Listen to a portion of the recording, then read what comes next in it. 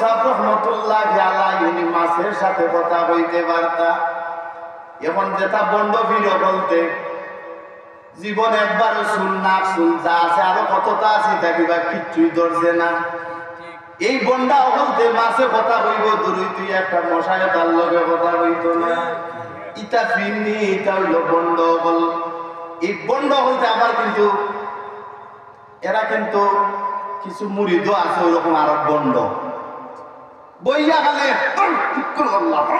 এগুলা করবো করিয়া কিতা এই তোদের উপরে বিরাট বিপদ আছে।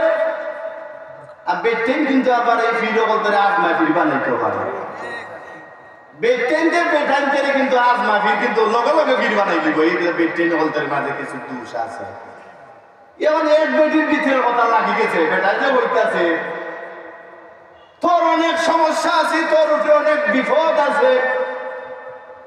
বেটে ও বাবা গো, তুমি দিকে আমার ভিতরের কথা বইলেইছো, বলে তোর সব সমাধান হয়ে যাবে, আমারে সোনা দিয়ে একটা সান বানাইয়া দেওয়া লাগবে। এইরকম গন্ডগোল আছে না? এ হইতে বার্তা 10 কথার মাঝে দেখি এমন আবার 12 কথা আছে, 4 কথা ভিতরে বললি ভিতরের কথা। তুমি অমুক জায়গায় পড়ছিলাই না, এটা বললা ভুল। তুমি তার দ্বারা কথা মারছিলে, ও মাই গো বেটা দিয়ে আমি তো মারছিলাম, ওই বেটা দিয়ে কেন কই গেছে বেটা।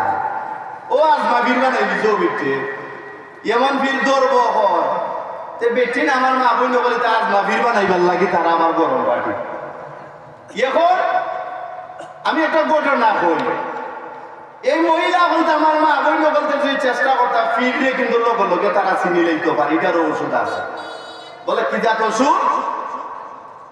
এখন এক বেটা গেছে চুরি করার গরম, ঘরের সিংকু দিয়া মায় আমাইয়া দেখে তারা জামাই বউ গরম মাঠে ঘরের ভিতরে মাটির তোলে যে আমরা টেকার ডাক্তিটা ডাইরিয়া তো ইসলামিকার অবস্থা কিতাবে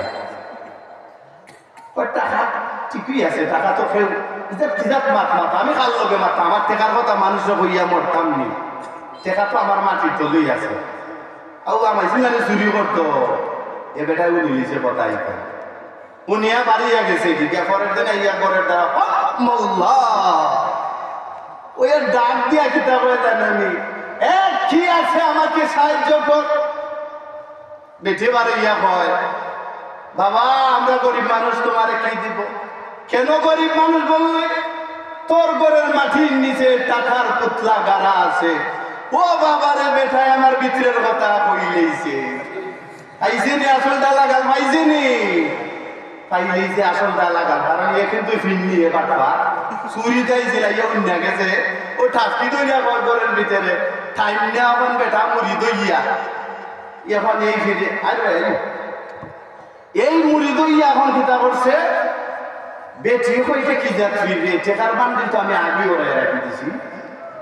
এ বেটা ইকান কিতা বলবে বেটেন যে ইচ্ছা করলে কিন্তু ফিরবে সহজেই ধরতে পারে, কিন্তু এখন তো ইটা না, এটা হাজমা ফিরে এখন বইলই বাপরে বা বহির লাগে শাশুড়ির লাগে সরুর লাগে কিচ্ছু হয় না, কিন্তু ফিরের লাগে লাল মুরগা কালা মুরগা যাব ওইরা টিফিন বাটি কইরা আব্বারে নেখা হইয়া বুঝবাই গো বেটেন একদিন বুঝবা।